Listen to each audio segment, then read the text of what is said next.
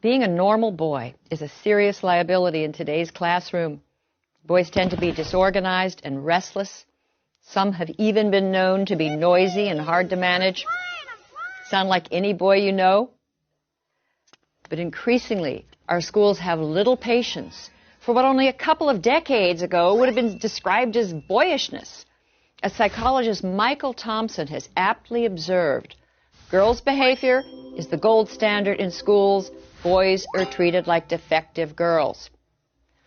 Now, as a result, these defective girls are not faring well academically. Compared with girls, boys earn lower grades, they win fewer honors, they're far less likely to go to college. Boys are languishing academically while girls are prospering. In an ever more knowledge-based economy, this is not a recipe for a successful society. We need to start thinking about how we can make our grade school classrooms more boy-friendly.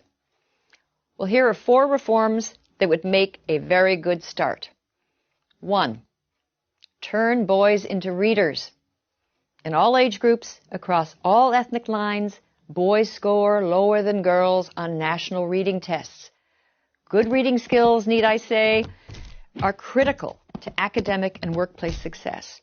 A major study in the UK discovered, not surprisingly, that girls prefer fiction, magazines, and poetry, while boys prefer comics and nonfiction.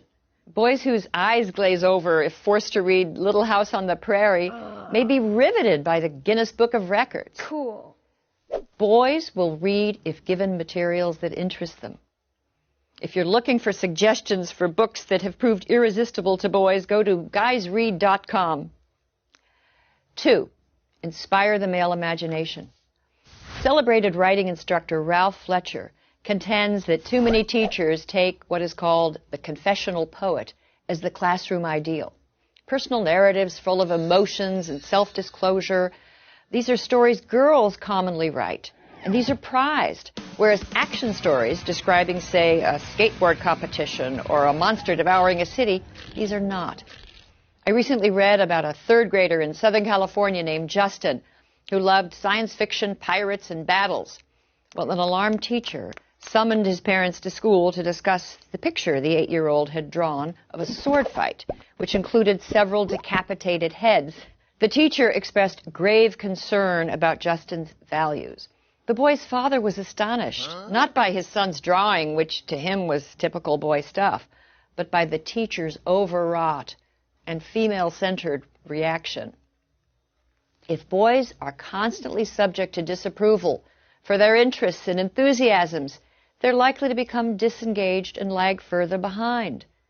Our schools need to work with, not against, the kinetic imaginations of boys. 3. Zero out, zero tolerance.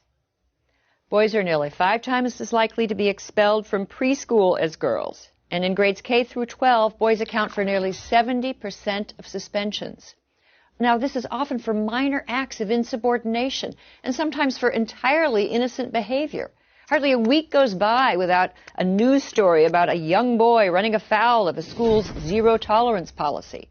Josh Welsh, age 7, was recently sent home from his Maryland school for nibbling off the corners of a strawberry Pop-Tart into the shape of a gun. Josh, like many other boys punished for violating zero-tolerance policies, was guilty of nothing more than being a typical 7-year-old boy. 4. Bring back recess. Believe it or not, recess may soon be a thing of the past. According to research summarized by the Science Daily, since the 1970s, school children have lost close to 50% of their unstructured outdoor playtime. And much-loved games have vanished from schoolyards.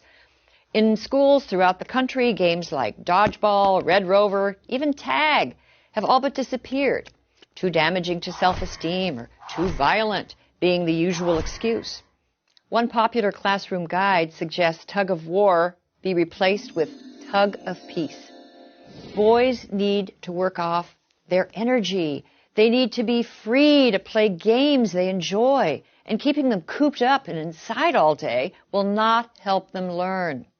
As our schools become more feeling-centered, more competition-free, more sedentary, they move further away from the needs of boys. We need to reverse the boy-averse trends. Male underachievement is everyone's concern.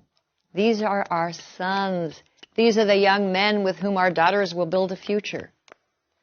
If boys are in trouble, so are we all.